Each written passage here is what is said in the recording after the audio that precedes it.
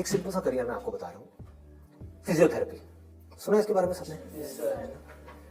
अभी कुछ दिन पहले मेरी नेक में थोड़ा सा पेन हुआ, मैंने गूगल पे जाकर के सर्च किया physiotherapy services at home in my area. Locality मैं नहीं बताऊंगा, नहीं तो लोग मेरे घर आ जाएंगे। तो मैंने सर्च किया, वहां पर ऊपर कुछ लिस्टिंग्स आई, कुछ वेबसाइट्स आई, उसमें एक डॉक्टर का नाम मुझे मिला, उनकी मैं वेबसाइट पे गया, वहां जाकर के उन डॉक्टर के बारे में मैंने 2-3 मिनट पढ़ा, समझा, मुझे अच्छा लगा पढ़ करके, समझ करके। उनको फोन किया, वो मेरे घर पे आए, उन्होंने मुझे 7 दिन तक फिजियोथेरेपी ट्रीटमेंट दिया। वो एक ट्रीटमेंट का लेते हैं 500 से 700 रुपए, कई बार 1000 रुपए भी लेते हैं, depending upon the complications and time involved. मेरे से उन्होंने लिए 500 रुपए। मैंने उनसे पूछा, उन्हें ऑन एन एवरेज कितने ट्रीटमेंट्स करते हैं? उन्होंने कहा एक दिन का ऑन एन एवरेज मैं 8 से 10 ट्रीटमेंट्स करता हूँ। मैंने कैलकुलेशन करी, दिमाग से 8 से 10 का मतलब क्या हुआ? 4 से 5,000 रुपए एक दिन का, एक महीने का नहीं, एक दिन का। कितना हो गया एक महीने का? लाख से 1.25 लाख रुपए। अभी उनको 4 साल हुए फिजियोथेरेपी करे हुए, ये नहीं कि 40 साल हो गए, 4 साल। समझ रहे हो क्या किया उन्होंने, कैसे किया उन्होंने? वो सब आ जाता है स्मार्ट वर्क के अंदर। उन्होंने हार्डवर्क नहीं किया, स्मार्ट वर्क। ज्यादातर लोग क्या करते हैं, एक हाईली कॉम्पिटिटिव फील्ड के अंदर जाकर के कॉम्पीट करते हैं, वहां होता है नहीं, जाकर के किसी लोकल कॉलेज में फंस जाते हैं, वहां से निकल करके जॉब के लिए धक्के खाते हैं। इसके आगे सोच बढ़ ही नहीं पाती। जॉब नहीं मिल रही तो दुखी हो जाते हैं, उसके बाद में जब बहुत टाइम तक जॉब नहीं मिल रही होती तो जो भी जॉब होती है, जैसी भी जॉब होती है, कर लेते हैं। होता है प्रैक्टिकली ऐसा है? नहीं होता है। पढ़ाई करिए किसी फील्ड में, जॉब कर रहे हैं किसी और फील्ड में, मतलब वो पढ़ाई करी वो बेकार हो। स्मार्ट वर्क किसे कहते हैं? आप एक फिजियोथेरेपी कॉलेज में गए, कोई टॉप कॉलेज नहीं जहां पे अगेन कंपटीशन है, किसी लोकल कॉलेज। क्योंकि कोई भी तो फिजियोथेरेपी कराता है तो पूछता नहीं आपने कौन से कॉलेज से किया है, मैंने नहीं पूछा, कोई नहीं पूछता। तो किसी भी कॉलेज से अच्छे से जा करके आप स्टडी करके आ गए, डिग्री लेकर के आ गए, आप कहीं भी जाओगे कभी भी आपको जॉब तो मिल ही जाएगी, जो सुन करके आपके घर वाले कन्विंस हो जाएंगे, कहेंगे हाँ ठीक है, बैकअप प्लान तो है। तो ऐसा रास्ता जहां पर वर्स्ट के सिनेरियो में आपको जॉब भी मिल जाए, लेकिन बेस्ट के सिनेरियो की कोई अपर लिमिट ना हो।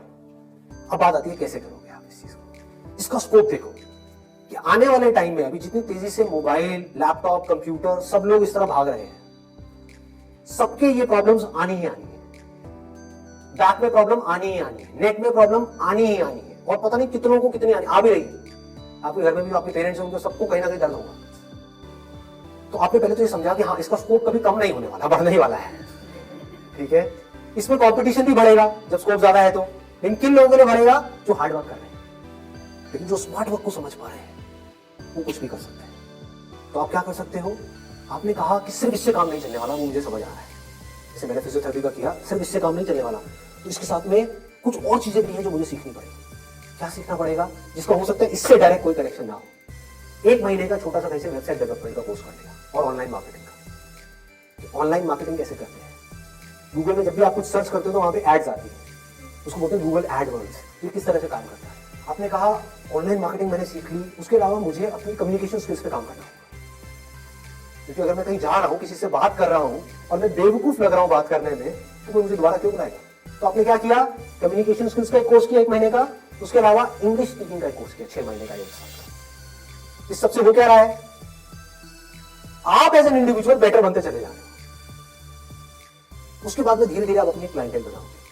शुरू में मान लो आपको दिन में 2 या 4 लोगों ने बुलाया, वर्स्ट केस सिनेरियो मान लो घर से आप ऑपरेट कर रहे हैं, अभी आपने कोई अपना क्लिनिक नहीं बनाया है, घर से आप और ये कोई थ्योरेटिकल बात नहीं है, ऐसे बहुत सारे लोग हैं जो ऑलरेडी ये काम कर रहे हैं, बहुत लोग कर रहे हैं। अपने नाम को मल्टीपल वेबसाइट्स में आप लिस्ट कर दोगे, इनको डायरेक्टरीज बोलते हैं, ऑनलाइन डायरेक्टरीज। तो ऑनलाइन सर्च इंजन में कोई भी कुछ भी सर्च करेगा तो कहीं ना कहीं वो आप तक पहुंच जाएगा, चाहे वो एक वेबसाइट के थ्रू पहुंचे, चाहे आपके थ्रू पहुंचे, चाहे एड के थ्रू पहुंचे, चाहे कहीं से भी पहुंचे, वो आप तक पहुंचेगा। अगर उनको आपने सेटिस्फाई कर दिया, अपनी बातों से भी, अपने ट्रीटमेंट से भी, ईमानदारी से, जेन्युइनली अच्छा ट्रीटमेंट कर दिया, तो वो क्या करेंगे? लोकेलिटी में रिकमेंड करेंगे, अपने फ्रेंड सर्कल में करेंगे, अपने रिलेटिव्स में करेंगे। तो धीरे धीरे क्या होगा? कुछ महीनों में क्या होगा? यहाँ पे थोड़ा पेशेंस रखना होगा। ये नहीं है सारा काम एक दिन में हो जाएगा। तो आप सीखते जा रहे हो, समझते जा रहे हो, धीरे धीरे आपको कुछ ऐसी टेक्नोलॉजीज के बारे में पता लगेगा, कुछ ऐसे इक्विपमेंट्स के बारे में पता लगेगा। इसमें हजारों तरह के इक्विपमेंट्स हैं, हजारों तरह की चीजें हैं, अलग अलग तरह के ट्रीटमेंट्स के लिए। इतनी बड़ी फील्ड है ये। आप आने वाले टाइम में फिजियोथेरेपी का एक ऐसा क्लिनिक बना सकते हो अपनी सिटी में या कहीं पर भी, जो अपने आप में स्टेट ऑफ द आर्ट हो। मतलब ऐसा जो पूरे इंडिया में ना हो, और क्लिनिक आप ऐसे करते करते धीरे धीरे, अभी एक दिन में 2 दिन में नहीं होगा, मान लो 5 साल में होगा, 10 साल में होगा, 20 साल में होगा। क्लिनिक कितना बड़ा हो सकता है, कितने क्लिनिक्स हो सकते हैं, क्या क्या हो सकता है, कोई लिमिट नहीं। अगर कुछ लोग जो मेरी इन बातों को समझ पाए, जो बातें मैं कर रहा हूं, और कुछ ऐसी डायरेक्शन में जा पाए सेंसिबल तरीके से, smartly, not by doing a lot of hard work but by doing smart work, तेजी से आगे बढ़ पाए, तो आने वाले टाइम में यही वो लोग होंगे जो आने वाले टाइम में लोगों के लिए जॉब अपॉर्चुनिटीज क्रिएट करेंगे। अंदर से एक ये फीलिंग होनी चाहिए कि मुझे लोगों की प्रॉब्लम्स को सॉल्व करना है। अगर मैं कर पाया तो मेरी प्रॉब्लम्स तो सारी अपने आप सॉल्व हो जाएंगी। तो लोग कहेंगे ना, अगर आपने किसी के दर्द का इलाज कर दिया तो वो आदमी आपको पता है क्या कहेगा, बताओ आपको क्या चाहिए। वो लोग आपके पीछे आएंगे। आपने उनको बोलते नहीं मैं आज आपका ट्रीटमेंट नहीं कर रहा, नहीं डॉक्टर साहब बताओ। मतलब कि अपने आप को अंदर से स्ट्रॉन्ग बना लो तो दुनिया भागती हुई आपके पास आएगी। ये एक रास्ता है। देखिए, अंदर से तो स्ट्रॉन्ग बनो मत, तो दुनिया के पीछे भागते हो। भैया मेरा कुछ हो सकता है, भैया मेरा कुछ हो सकता है, भैया कहीं लगवा दो, जॉब लगवा दो, भैया ये भैया वो भैया। अरे काहे का भैया, समझे? ये एटीट्यूड चाहिए। डंके की चोट पे आप काम करो। मैंने लाइफ में जो भी काम किया है बिल्कुल एटीट्यूड के साथ किया है। ये मैं कर रहा हूं, आपको चाहिए तो लो, नहीं चाहिए तो आगे बढ़ो। Does not make any difference to me, क्योंकि मैं जो कर रहा हूं आई बिलीव इन इट।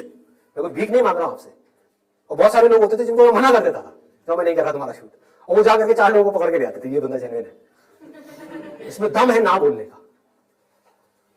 वो दम कहां से आता है? सोच से आता है। सोचो खोलो, बंद करके इसमें मत रहो, फाड़ दो, और फिर भी रहना तो आपकी चॉइस है।